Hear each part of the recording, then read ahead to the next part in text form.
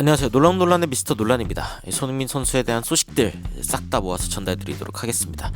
최근에 스탠다드지에서 토트넘이 어떻게 스쿼드를 좀 다시 꾸려야 하는가에 대한 이야기를 하면서 손흥민 선수에 대한 언급을 했습니다. 최근 외신에 손흥민 선수에 대한 이야기가 심심찮게 나오고 있죠. 특히 무리뉴와의 재회에 대한 이야기들도 나오고 있고요.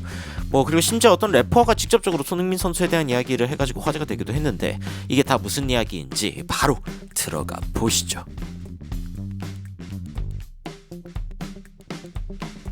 일단 이 이야기부터 시작해볼까요? AJ 트레이시라고 하는 이 래퍼가 손흥민 선수에 대한 이야기를 해서 또 화제가 됐습니다. 이 사람은 이제 토트넘 골수 팬 중에 하나인데, 그런데 이제 그 트위터에서 이런 이야기를 한 거죠.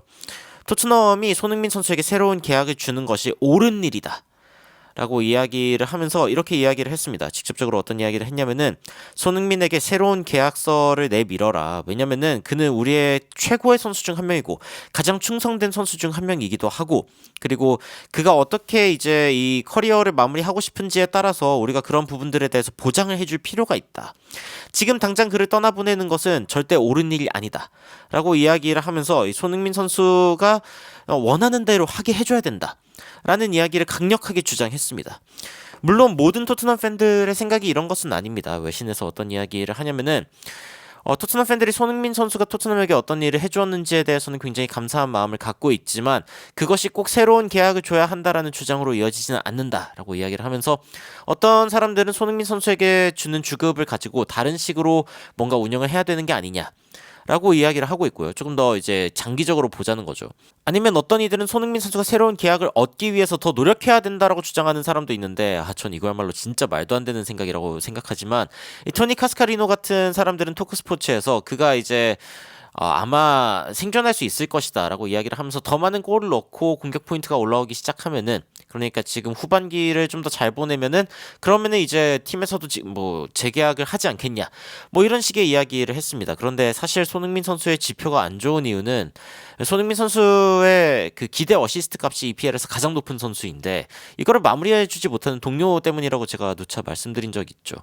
사실 손흥민 선수의 진가는 이미 여러 군데에서 알아보고 있고, AC 밀란 이야기도 나오지만, 최근 가장 많이 이야기가 나오는 건 아마 조세 무리뉴 감독이 아닐까 싶습니다.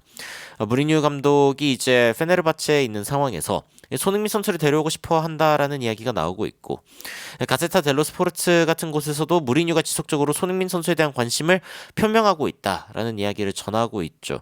그러면서 이제 손흥민 선수가 지금 토트넘이 이 계약을 대하는 어떤 방식을 봤을 때 언해피, 행복하지 않다라는 이야기가 전해지고 있다. 여기까지는 이제 확실하게 사실인 것 같습니다. 손흥민 측은 지금 토트넘이 더 화끈하게 제대로 된 계약을 제시하지 않는 것에 대해서 확실하게 좀 불만인 상황이다 라고 볼 수 있는 것 같습니다. 그래서 뭔가 이 상황의 정리가 좀 길어지는 것 같기도 하고요. 이 손흥민 선수가 어떤 선수인지에 대해서는 외신도 지속적으로 강조하고 있습니다. 프리미어리그 올타임 어시스트 리더, 토트넘에서. 그쵸. 그리고 이제 100번째 프리미어리그 골을 꽂아 넣기도 했었고, 아시아 선수로서는 최초였고, 여러 가지 이야기들이 이제 있지만, 손흥민 선수의 에이전트 측에서는 일단 기본적으로 토트넘 팬들에게 조금 더 희망적인 이야기를 전하고 있다라고 이야기를 하면서, 손흥민 선수가 여전히 이 토트넘에 대한 어떤 그 커미트먼트, 헌신도가 있는 상황이다 라고 이야기를 전하고 있습니다. 그래서 여전히 손흥민 선수는 토트넘에 남을 확률이 높다라고 이제 분석이 되고 있는 거고요. 스탠다드지에서도 이제 직접적으로 손흥민 선수의 미래에 대한 이야기를 전했는데, 이건 이제 토트넘 입장에서 어떻게 해야 되는가, 비수마 팔고 히샬리송 팔고 벤탄쿠르도 어쩌면 팔아야 될 것 같은데, 근데 손흥민은 무조건 갖고 있어야 된다라는 제목으로 이제 전했습니다.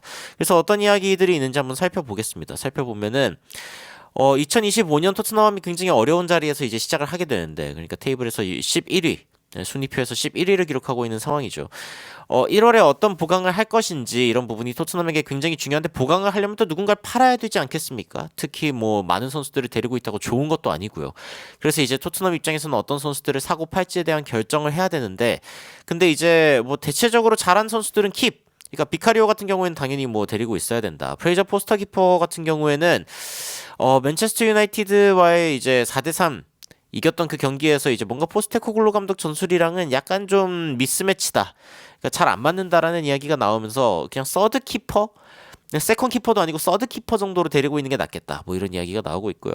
페드로 포로 잘하고 있죠. 뭐 데리고 있어야 된다. 제드 스펜스 같은 경우에도 스펜스도 데리고 있어야 된다라는 이야기를 전했고 우도기도 이제 마찬가지입니다. 우도기도 이제 잘하고 있고 사실 이제 예전에 더 잘했다라는 느낌이 들기는 하는데 최근에 뭔가 이제 피로 때문인지 이제 손흥민 선수와 더불어서 토트넘에서 가장 많이 뛰고 있는 선수 중 하나가 이제 우도기였는데 또 부상도 있고 해가지고 확실히 좀 걱정이 되는 부분들이 있습니다. 벤 데이비스 같은 경우에도 손흥민 선수와 함께 이제 가장 토트넘에서 오래 있었던 선수 중 한 명이기도 하고 벤 데이비스도 이제 토트넘에 꼭 필요한 선수 중 한 명이다라고 이제 평가가 나오고 있습니다. 이렇게 뭐 레길론 같은 경우에는 확실히 이제 토트넘이랑 좀 안 맞는 선수다라는 이야기가 나오면서 팔아야 된다라는 이야기가 나오고 있고요. 로메로 같은 경우에는 약간 좀 애매하다라는 이야기가 조금씩 나오고 있습니다. 레알 마드리드와의 링크가 좀 나오고 있고 그리고 최근에 이제 클럽의 어떤 구조에 대한 부분에 대해서 직접적으로 비판을 했기 때문에 토트넘에서 이제 팔릴 수도 있지 않을까? 라는 어떤 예측들이 좀 나오고 있는 거죠. 하지만 반더벤, 드라구신 같은 선수들은 뭐 definitely 데리고 있어야 된다라는 이야기가 나오고 있고 아치 그레이 같은 선수도 이제 확실히 좋은 미래를 가지고 있는 유망한 선수인 것 같다. 능력이 좀 보이고 있다라는 이야기가 나오고 있는 반면 비수마 같은 경우 이번 여름에 팔아야 된다라는 이야기가 나오고 있습니다. 지금 당장 팔기에는 뭐 미드필드 자원들이 뭐 대체할 수 있는 자원이 없다라고 하면은 어쨌건 비스마를 당장 팔 수는 없겠지만 여름까지는 무조건 팔아야 된다라는 이야기가 나오고 있습니다. 그리고 이제 루카스 베르발 같은 경우에는 임대를 좀 시키거나 아니면은 데리고 있어도 될 것 같다라는 이야기가 있지만 벤창쿠르 같은 경우에는 자 jury is out 이라는 판단을 했습니다. 뭐 배심원이 나가 있다 직역하면 이런 뜻인데 지금 판단하기에 이르다. 아직은 미정이다라는 뜻으로 이제 자주 사용하는 그런 문장입니다. 그러니까 벤창크루 같은 경우에는 지금 데리고 있어야 할까 아닐까 이거는 좀 애매한데 근데 이제 베르발이나 아니면 이제 아치그레이가 너무 잘하는 어떤 상황이 온다라고 하면은 그러면은 벤창크루는 팔아도 될 것 같다. 라고 이야기가 나오고 있는 거죠. 한편 이제 사르, 클루세스키 같은 선수들은 무조건 데리고 있어야 된다라는 이야기이고 메디슨 같은 경우에도 jury is out.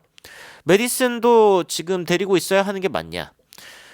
지금 이제 베르발이랑 그레이가 좀 잘하고 그리고 이제 심지어 최근에는 클루셉스키가 잘해주면서 메디슨의 어떤 창조력 같은 게 좀 애매하다라는 평가를 받고 있죠. 그래서 지금 메디슨 같은 경우에도 좀 판단이 이르다.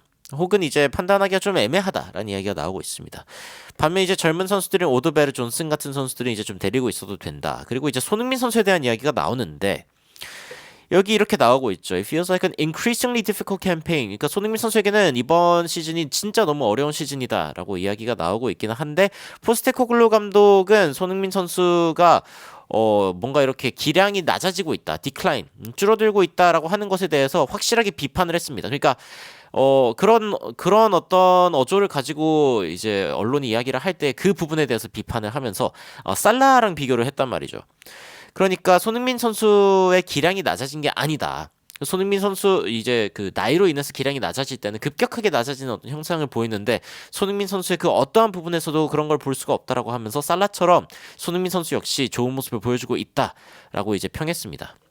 문제는 뭐 손흥민 선수의 어시스트를 못 받는 혹은 이제 손흥민 선수를 직접 슈팅할 수 있게끔 그 위치까지 로테이션이 되지 않는 이 어떤 전술적인 부분에서의 어떤 미완성된 부분이 이제 가장 큰 문제라고 할 수 있는데 여하튼 이번 하반기는 손흥민 선수에게 굉장히 큰 어떤 캠페인이 될 거다라고 이야기를 하면서 손흥민 선수가 잘 쉬고 그리고 선수들이 좀 부상에서 돌아오기 시작하면은 동료들이 부상에서 돌아오기 시작하면은 그러면 손흥민 선수의 기량 역시 확실하게 올라갈 것이다 라는 평가를 받고 있습니다. 잘 쉴 수 있고 쉴 때 잘 쉴 수 있고 그리고 중요한 경기에 이제 100%의 컨디션으로 나갈 수 있는 살라는 지금 뭐 좋은 경기력을 지속적으로 보여주고 있으니까요. 손흥민 선수 역시 선수들이 좀 돌아오기 시작하면은 좋은 모습 보여줄 거다라는 어떤 예측이 나오고 있는 거고요. 히샬리송 팔아야 된다. 베르너 다시 라이프치히로 보내라. 뭐 이런 식의 반응들이 나오고 있습니다. 사실 손흥민 선수가 쉴 수 없는 가장 큰 이유 중에 하나가 이 선수들의 부진이나 혹은 부상 때문이기도 하죠. 그리고 이제 남아있는 선수는 마이키 무어, 뭐 솔랑키 정도인데 이 선수들은 데리고 있어야 된다. 라는 이야기들이 나오고 있습니다.